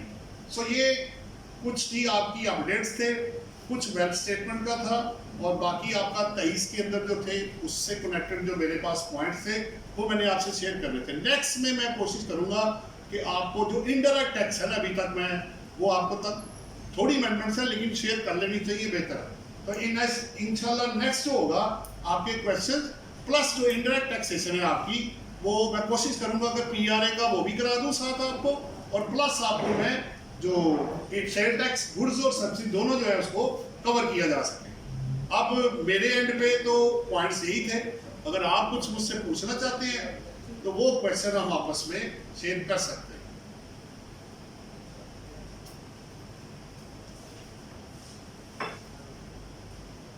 कि आपने कहा था कि प्रॉपर्टी है, यानी कि आप बाइक को गिफ्ट कर देते थे, तो जो है ना वो बाइक की जितनी यानी कि वैल्यू होगी वही उसको लगेगी। ऐसा ही जिस डेट पे आपको वो गिफ्ट करेगा उस डेट तक उसकी कॉस्ट, ठीक है ना, गिफ्ट है ना, मुफ्त आएगा ना, आपने तो कोई पैसे नहीं दिए। अगर आपने फर्ज करें प्रॉपर्टी है या गाड़ी है, अगर रजिस्ट्रेशन के पैसे आपने दिए तो आप ऐड कर लीजिएगा, वो मिल सकते हैं आपको। लेकिन उसने कहा जिस डेट पे वो आपको गिफ्ट करेंगे उस डेट तक की जो ट्रांसफर की कॉस्ट होगी वही ट्रांसफरी की कॉस्ट बन जाएगी। लेकिन इसमें अब टाइम पीरियड कब से स्टार्ट होगा? जो बाइक वाला टाइम पीरियड है वो स्टार्ट होगा या गिफ्ट जब हुआ है? रिटेन करने वाला जो एग्जम्पशन मिलनी हाँ, है exemption। जिस दिन आपको मिला, जिस दिन आपने अपने नाम पे रजिस्ट्री करवाई या ट्रांसफर करवाया। देखिए दो तरह की चीजें होती, बड़ी बहस हुई हमारी। There are two types of items, one is there is a registration required, second there is no registration. मसलन मैं अपने भाई को ज्वेलरी देना चाहता हूं तो उसकी कोई रजिस्ट्री नहीं है भाई, क्या मसला है? लेकिन अगर आप गाड़ी देंगे तो एक्साइज के रिकॉर्ड में नाम आना है, शेयर देंगे तो कंपनी के शेयर में रिकॉर्ड में नाम आना चाहिए, प्रॉपर्टी है तो प्रॉपर्टी के रिकॉर्ड में नाम आना चाहिए। तो कुछ चीजों में रजिस्ट्रेशन रिक्वायर्ड है और कुछ में नहीं है। अगर नहीं रिक्वायर्ड तो जिस दिन दिया उस दिन आपका, और अगर अदरवाइज रजिस्ट्रेशन रिक्वायर्ड है तो जिस दिन आप रजिस्ट्रेशन करवाएंगे, अब जानबूझ के लेट ना बंदा कराए, अगर करेगा तो उसका पीरियड भी वहां से शुरू होगा। वो लोग गाड़ी ले लेते हैं 2-2 साल रजिस्ट्रेशन नहीं कराते, ओपन लेटर में रख लेते हैं, तो एक्साइज के रिकॉर्ड में तो गाड़ी नहीं ना आ रही, वो तो उसी बंदे के नाम आ रही है। तो फिर हम advance against purchase of vehicle डालते हैं। जब कोई बंदा गाड़ी हमें शो करता है ना, पहले हम एक्साइज के रिकॉर्ड में जाके चेक करते हैं कि भाई वहां गाड़ी इसके नाम आई हुई है, नहीं आई तो भाई ये advance against purchase of vehicle है। अदरवाइज अगर आ गई है तो गाड़ी डाल दें आप। जी आपका दूसरा सुपर टैक्स जो है, अब 300 मिलियन से ऊपर जाएंगे तो स्पेसिफाइड सेक्टर के लिए 10%, जैसे बैंकिंग को भी है। नहीं बैंकिंग का उन्होंने 4% रेट में मर्ज कर दिया है, वो उधर ही है, वो 4 पे ही है। वो जो 10% है हाँ। वो जो दूसरा टैक्स है वो उसके साथ लगेगा कि 10% है? 10% है, वन टाइम लेवी है, तो वन टाइम लेवी लेके जिंदगी भर की छूट दे दूं आपको क्या? वो अलग है, ये अलग है, वो अलग है। जैसे इनकम सपोर्ट लेवी नहीं आया था जो बाद में फारग हो गया था, वन टाइम है ये, अभी पैसे नहीं है ना, लॉस हो रहा है, उसको कवर करने के लिए ये वन टाइम लगाया गया है, वन टाइम है। उसके बाद वो 4 वाला अगर लगता होगा 1, 2, 3, 4 वो वापस आ जाएगा। जैसे कि इस साल 10% लग गया, ठीक है, 10% को इस साल लगे तो सिंगल रेट मिल जाएगी 10% की, हो गया, ठीक है। लेकिन जो इस साल 10% लग रहा है उससे जो दूसरे टैक्सेस हैं वो अपनी जगह पे है, वो अपनी जगह पे ये इन एडिशन टू दैट है, in addition। लिखा हुआ है इसके अंदर। आपका कोई और सवाल है? जी सर, बिल्कुल है। और सर ये है कि जो बैंक की है गवर्नमेंट सिक्योरिटीज पे उसको जो है पहले फाइनेंस डिस्चार्ज था ना, हाँ जी। खत्म हो गया वो। फेडरल गवर्नमेंट की सिक्योरिटीज पे 15% फाइनेंस डिस्चार्ज था, वो खत्म कर दिया क्लोज उन्होंने। लेकिन 1 जुलाई 2023 के लिए एप्लीकेबल होगा टैक्स ईयर, 22 में इंटैक्ट था वो क्लोज, इंटैक्ट था। और ये जो फाइल्स हैं वो प्लाट है, अब फाइल तो जब सोसाइटी में फाइल या प्लाट अगर इंस्टॉलमेंट है तो वो सोसाइटी ही देती है। ज़्यादा सोसाइटी में चलता ये है कि वो डिस्ट्रीब्यूट करवाते जी, हैं, ऐसा। फाइल के लिए जी, फाइल जी, नहीं होता है। जी। अब जब हम लेने जाते हैं एडवांस पे वो हमारे नाम फाइल कर देते हैं, तो उसका क्या स्टेटस होगा? देखिए ना, यहाँ भी 2-3 चीजें आप जेहन में रखें। आपको 2-3 पॉइंट्स, क्योंकि इस पे बहस बहुत ज्यादा हुई है, वो जरा जेहन में रखिएगा। पहली बात ये है कि सबसे जो की पॉइंट है ना उसको पहले पकड़ो। अब लोग पता क्या कर रहे हैं, लोग समझ रहे हैं कि जब मैं फाइलों की सेल परचेज कर रहा हूँ तो 37 के अंदर जाकर टैक्स लगेगा। नहीं, आपको बिजनेस इनकम में टैक्स लगना है, वो तो सर बिजनेस क्योंकि आपने कारोबार शुरू कर दिया। ये प्रॉपर्टी में भी ऐसा ही है। अगर आप प्रॉपर्टी की रेगुलर सेल परचेज करेंगे और आप कहेंगे जी इसको कैपिटल एसेट मान लें, तो वो नहीं मानेंगे इसको, आपको वो बिजनेस इनकम में ले जाएगा।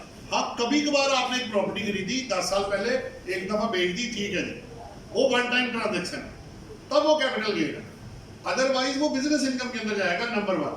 अब रही बात कि वो आपके नाम है या नहीं है, तो बिजनेस इनकम में तो इररेलेवेंट है। जो प्रॉफिट आपने कमाना है भाई साहब टैक्स दो। रेंटे कार जो है, गाड़ियां दूसरों की हैं, आप रेंट कलेक्ट कर रहे हैं तो रेंट पे टैक्स लगेगा, आप खर्चे माइनस करके। तो नॉर्मल टैक्स रिजीम के अंदर आप चले जाएंगे। लेकिन अगर वो कैपिटल एसेट है तो फिर या प्लॉट है या फाइल है।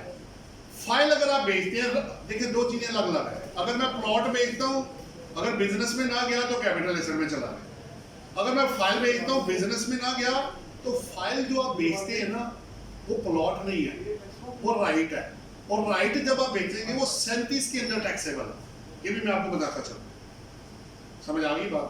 तो एक होता है प्लॉट बेचना टाइटल के साथ, एक होता है राइट बेच देना कि फाइल मेरी है, आप उसे खरीद रहे। फाइल प्लॉट का नहीं अभी पता कुछ नहीं, कोई अलॉटमेंट नहीं, कोई कुछ नहीं। सो ट्रांजैक्शन की टाइप के मुताबिक टैक्सेबिलिटी बाहर आएगी। सर ऐसा भी तो होता है ना कि प्लॉट भी वो पोजीशन वाला देते हैं कि ये पोजीशन वाला प्लॉट है, इंस्टॉलमेंट पे है। तो फिर उसने टाइटल दिया आपको, जी बिल्कुल। अगर टाइटल आपके नाम है तो फिर आ गया, फिर तो आ गया प्लॉट आपके पास। It depends. एक्चुअली पता क्या डीएचए क्या करता है, वो आपसे इंस्टॉलमेंट नहीं लेते, वहां लंप सम पेमेंट, कट्टी पेमेंट दे, फाइल या प्लॉट जो लेना ना ले ले। किस्तों वाला कॉन्सेप्ट उधर नहीं है। कुछ सोसाइटीज क्या कर रही हैं, वो कहते हैं ठीक है जी आप किस्तों में कर ले, 4 साल में ये सारा रीपेमेंट शेड्यूल है, ये पैसे दे, लेकिन टाइटल कब मिलेगा? 4 साल बाद। लेकिन सर वो फाइल तो उसी का नाम फाइल क्या होती है? फाइल किधर? अलॉटमेंट लेटर, अलॉटमेंट लेटर तो जगह किधर है सर वो तो नहीं बताते। वो तो बैलेटिंग होएगी तो तब आपकी जगह निकलेगी। सर कुछ सोसाइटी देते हैं, कहते हैं कि ये पोजीशन वाले प्लॉट्स हैं। तो आप उसको कोई नंबर लगा, कोई अलॉटमेंट रजिस्ट्री आपके पास आई, ये रजिस्ट्री नहीं होती सर, ये रजिस्ट्री नहीं दे। वो ट्रांसफर मैं वही बता रहा हूँ ना, दो चीजें मुख्तलिफ है ना। देखिए क्या जो अलॉटमेंट लेटर है, it is equal to the registry. No, sir, it is not. आपने सीबीडी पे नहीं किया, आपने गवर्नमेंट के ड्यूज पे नहीं किए, आप कैसे कह रहे हैं सोसाइटी खुद कलेक्ट कर लेती है जो? तो फिर आप allotment करवाते हैं। तो फिर आप ये कह देना कि पेमेंट आप कर चुके हैं, फिर तो बात ही खत्म हो गई। किसी प्लॉट की आप अलॉटमेंट करवाते हैं किसी भी सोसाइटी में, तमाम गवर्नमेंट ड्यूज आपको जमा कराना होते हैं। उस ड्यूज के बाद इंस्पेक्शन करके वो बाकायदा एक अलॉटमेंट लेटर देते हैं। अलॉटमेंट लेटर के साथ वो पहले अपनी सोसाइटी की मेंबरशिप देते हैं, साथ अलॉटमेंट देते हैं। Once a plot is allotted you have the absolute right to sell. तो ठीक है, आप फिर अगले दिन उसको बेच दें। तो फिर तो पैसे आपने समझ सारे ड्यूज पहले क्लियर करके आ पाए ना।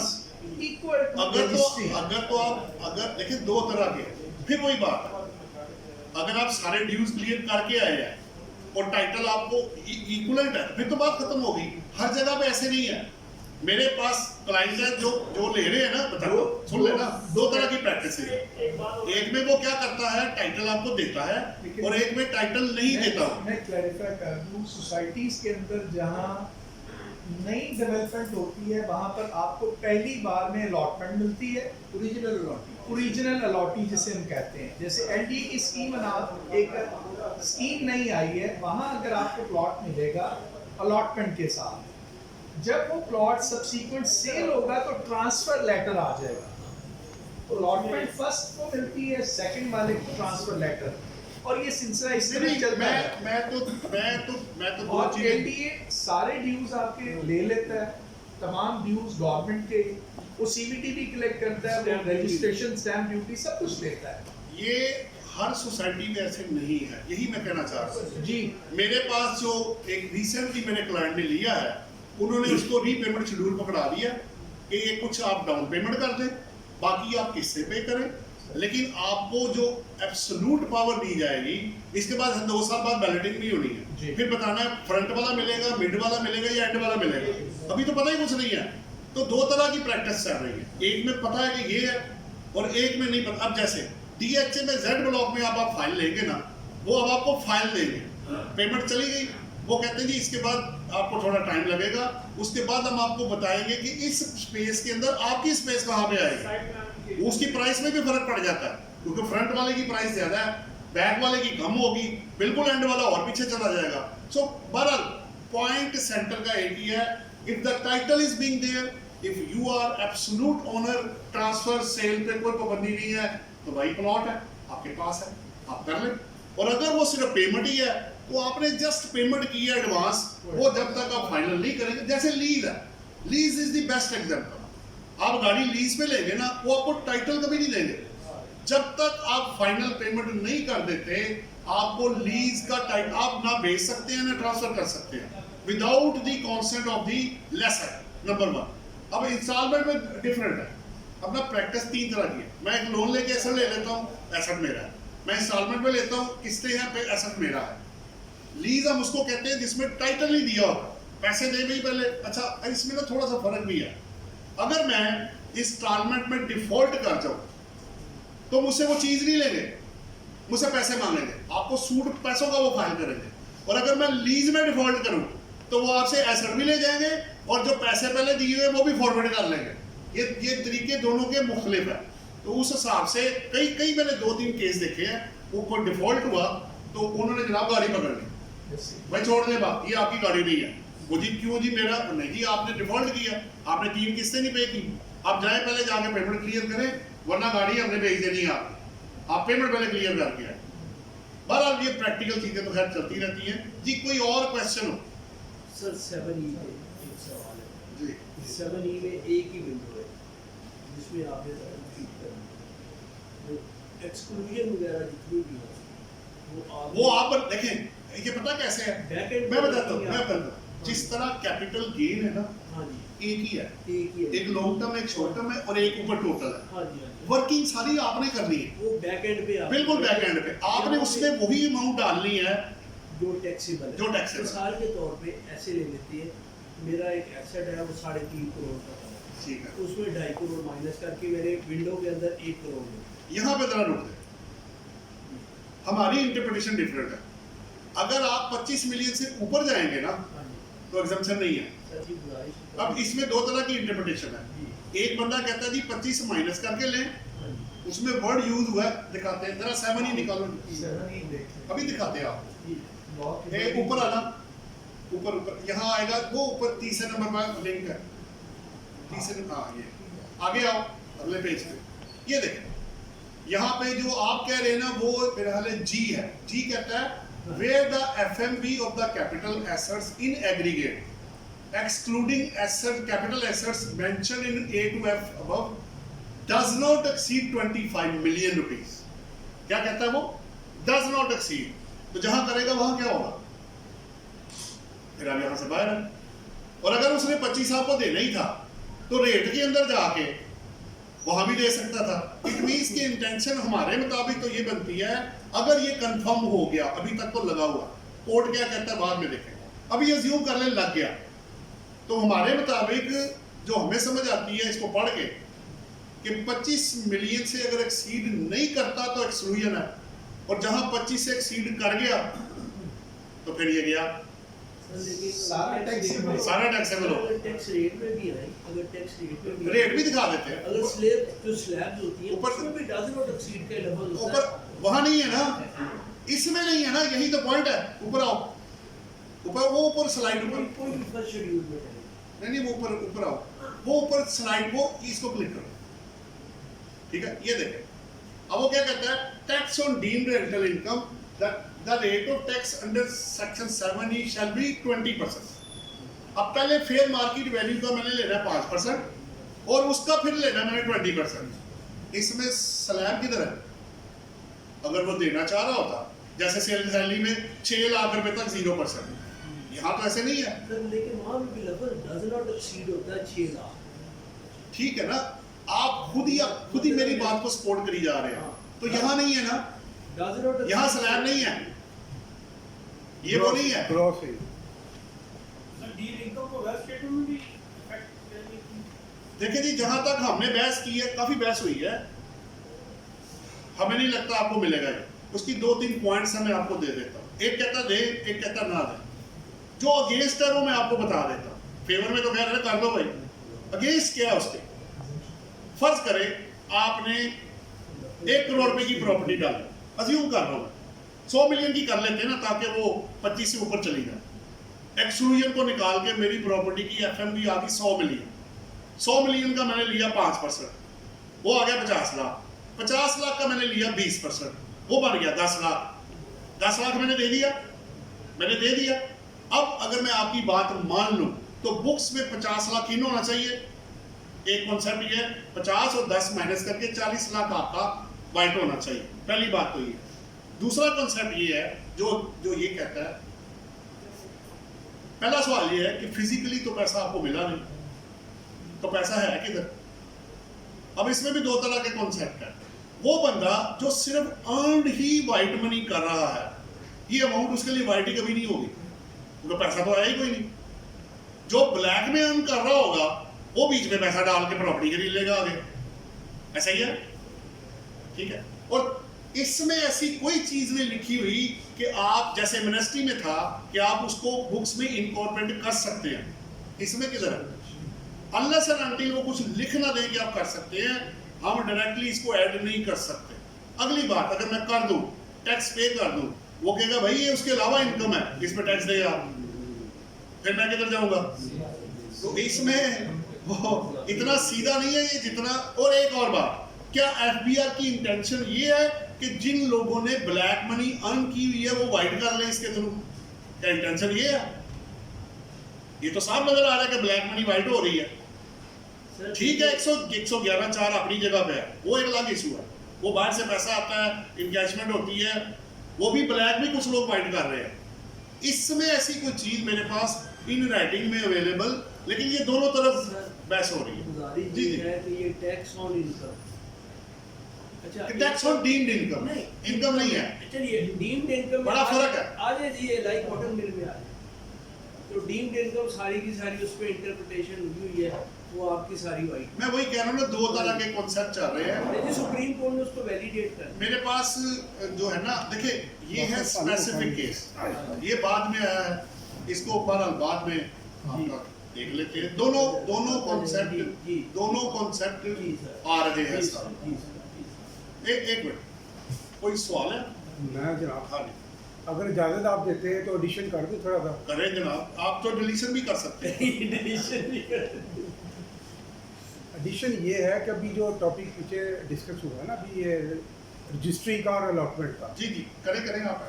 इसमें बेसिकली जो ट्रांसफ़र ऑफ प्रॉपर्टी एक्ट है ना, वो उसका सेक्शन 54 है। ठीक हो गया।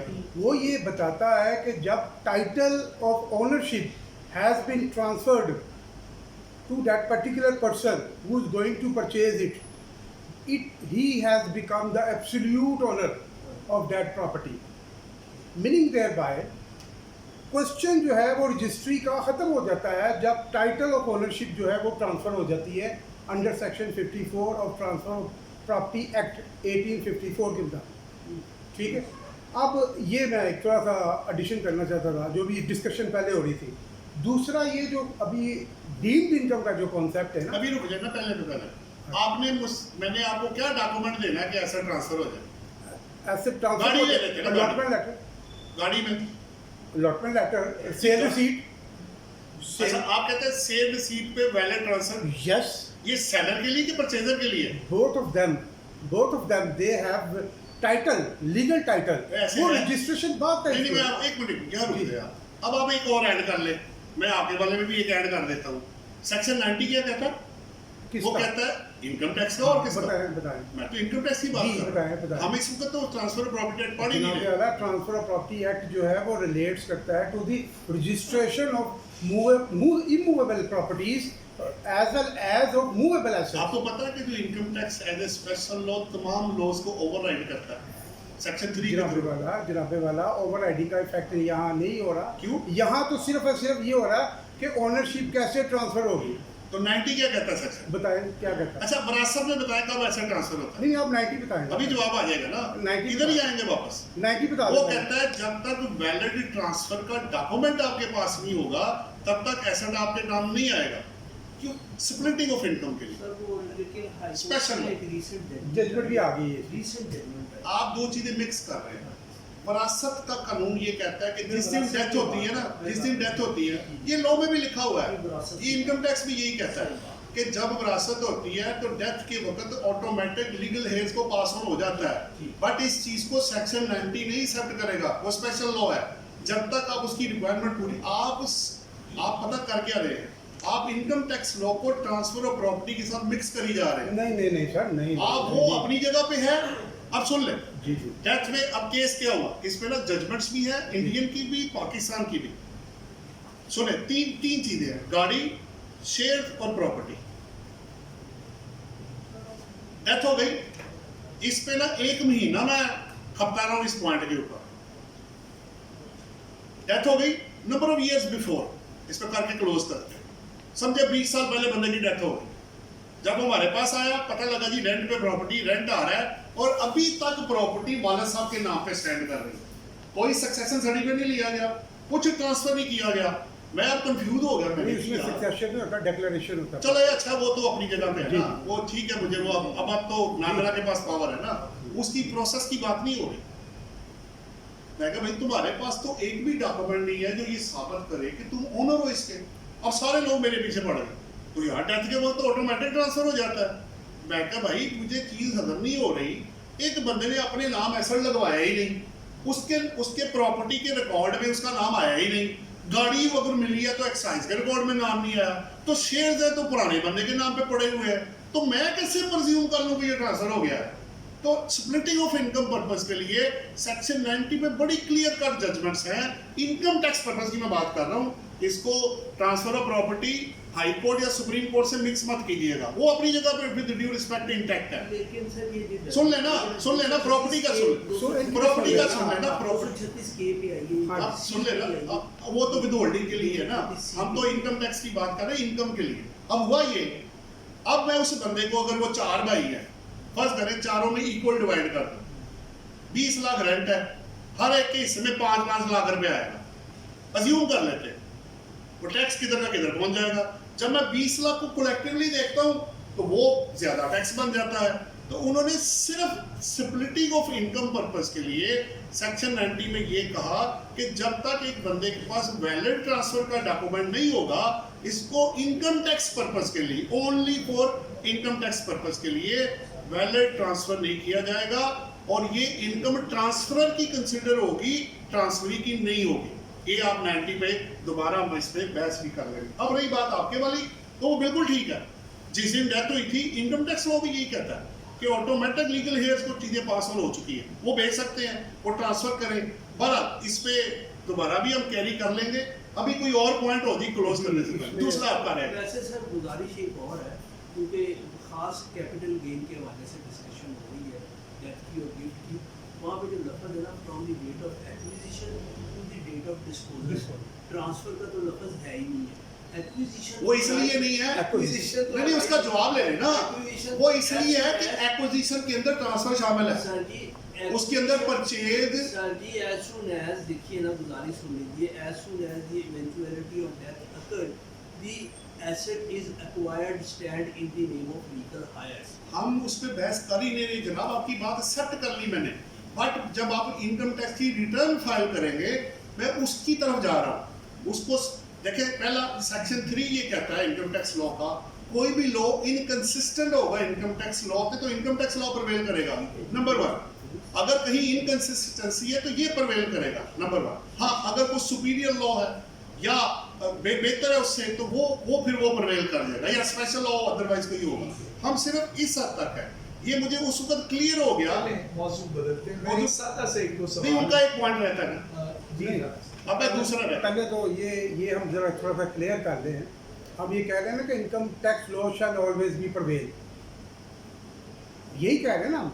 Overriding effect, exceptions को निकाल दिया था। सेक्शन 3 कहता है जी। ओवरराइडिंग इफेक्ट जी, लेकिन जनरल क्लासेस एक्ट जो है और कॉन्स्टिट्यूशन जो है, अगर इसकी जो सेक्शंस हैं, it is conflicted against the general clauses act as well as constitution, तो वो प्रिवेल करेंगे रादर देन इनकम टैक्स हुआ है। तो अभी आपने ट्रांसफर ऑफ प्रॉपर्टी बताया था ना, कौन सी जी। चीज से थोड़ी बताया था। जनाबे वाला उसको जनाबे ना वाला मिक्स दूसरा कर आने लगा, आप दो दूसरा चीजें आने मिक्स कर रहे थे। जनाबे वाला ये और चीज़ है, मैं और बता रहा हूँ। आदि कर लेंगे हम। आपका दूसरा पॉइंट, दूसरा आपने एडिशन कर नहीं, एक मिनट। आप चले गए जजमेंट्स के अंदर। दूसरा पॉइंट, अच्छा, दूसरा इसमें मैं चलो उसको जजमेंट्स तो मेरे पास भी बहुत सारी है, मैं 90 पे आपको दे यार, आप तो दूंगा। चले ना आगे चले। आप तो स्कॉलर हैं, हम तो नहीं आप बेहतर है मुझसे, मैं ये नहीं कह रहा। आगे गोइंग चले। टू नॉलेज शेयर कर।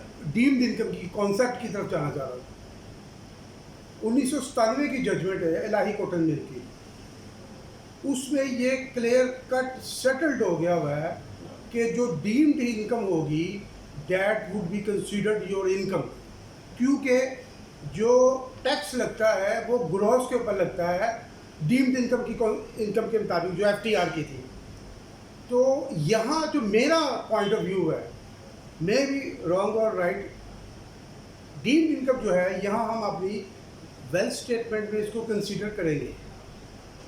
तो आप फेवर में है ना कि काउंट फॉर करें। Yes. अच्छा आगे चले। क्यों फेवर में मैं क्यों हूँ? मैंने टैक्स दिया है, जिस इनकम के ऊपर अगर मैं टैक्स पेड कर देता हूँ that would be considered my white money and it would be incorporated.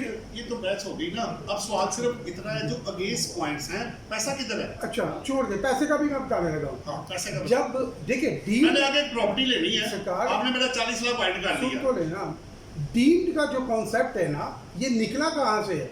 Deemed का कॉन्सेप्ट निकला है, डीम्ड का मतलब है artificially created by the law, it's self created by the law. Law ने फिक्शन क्रिएट की है, फिक्शन, वेरी गुड। ये लॉ ने फिक्शन क्रिएट की है।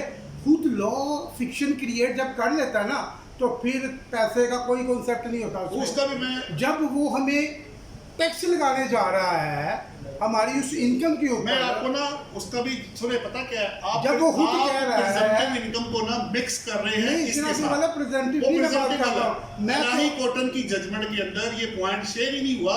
वो प्रेजेंटिव इनकम का वर्क बैक करने से जो प्रॉफिट है उसकी बात कर रहे हैं। डीम आप पढ़े तो सही। हाँ, ठीक है। वो 1100 डीम्ड इनकम तो इनकम की definition में भी शामिल है, वो पता 1143 है। पेजेस की जजमेंट है, उसमें हर उसको ना दोबारा देख लेते हैं, मेरा जी। ख्याल है, क्योंकि काफी बड़ी जजमेंट है। एक छोटा सा एक मिनट सवाल। मुझे सिर्फ एक चीज क्लियर कर दीजिएगा, क्या इलाही कॉटन की जजमेंट के अंदर, मुझे अभी श्योर नहीं है, मैं दोबारा देखता हूँ। उसके लिए कोई दिन रख नहीं वो रखेंगे नहीं, अभी आप पॉइंट ले लेना ना, ताकि घर जाके मेहनत करें ना, आप भी सारे पढ़ के आए। क्या इलाही कॉटन के अंदर प्रेजेंटिव इनकम की बात हो रही है या अदरवाइज बात हो रही है? अब जरा जेब में रखिएगा। प्रेजेंटिव में मैं आपको दो चीजें देता जाता हूं। प्रेजेंटिव इनकम को भी मिसयूज किया गया। दूसरी बात यह है कि अब वो रैशनलाइज हो गया। आपको अब पता लग गया होगा कि अब आप एक्सेस एक्चुअल से ज्यादा नहीं ले सकते, और अगर आपने लिया तो आपको जवाब देना पड़ेगा कि ये प्रॉफिट आपके पास कहां से आया। पहले क्या लॉ था वो भी बता देता हूं। उसने ये कहा मैंने 1 लाख टैक्स दिया, मैंने वर्क किया, पता लगा 1 करोड़ का प्रॉफिट आ गया, एक्चुअली मेरा लॉस है। जब आपने एक चीज कमाई नहीं है तो क्रेडिट किस बात का लिए जा रहे हैं? मैं ये नहीं कह रहा कि उन्होंने नहीं एक्सेप्ट किया, वो करते थे, सारे लोग इनकॉर्पोरेट करते थे, बेनिफिट भी उठाते थे। बहरहाल इलाही कॉटन को हम इंशाल्लाह ताला नेक्स्ट सेशन में शेयर करेंगे, और इसको दोनों एंगल से कि आया ये क्वेश्चन अब पेंडिंग हो गया कि आया ये 50 लाख जो हमने बनाया था और उसमें 10 लाख दिया था, क्या मैं उसको इनकॉर्पोरेट बुक्स में करूं कि ना करूं? नंबर 1। नंबर 2, क्या इलाही कॉटन इसी सिचुएशन को कवर करता है? ये तो नहीं कि मैं डिक्लेयर करके फंस जाऊं। आप इलाही कॉटन को पकड़ के बैठे रहे, वो टैक्स रेट आगे से लगा के मुझे टैक्स लगा दे। नहीं लगा। सो नहीं, वो तो आप कह रहे हैं ना, वो जी मैं कह रहा हूँ ना, क्वेश्चन आ रहे हैं ना। एक और चीज ऐड कर लें। कर लिया ना हमने? एक और चीज करें, add कर करें। लें। कॉन्स्टिट्यूशन में ना जी एक डेफिनेशन क्लॉज है। जी डेफिनेशन क्लॉज जो है ना जी, ये इसके एंड पे है, गालबन 273 के ठीक करीब है। वो आर्टिकल है। ठीक है।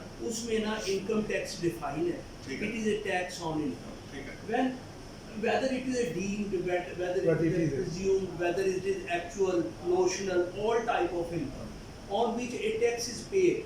ठीक है ना? If a tax is paid, or that becomes my white अच्छा, money. मेरा आपसे एक छोटा सा सवाल लेके जा रहा हूँ White money. आपको, आपकी मैं एंट्री डाल देता हूँ अंदर। हाँ जी, डाल दी मैंने, मैंने tax डाल दी ना? सुने, जी जी पैसे किधर है? हाँ जी।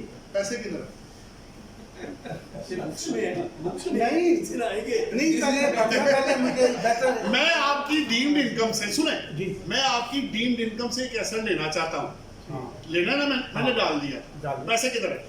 देखिए मेरी बात सुनिए, तो पैसे दो ना मुझे भाई, आप जब मेरा पैसा किधर है भाई?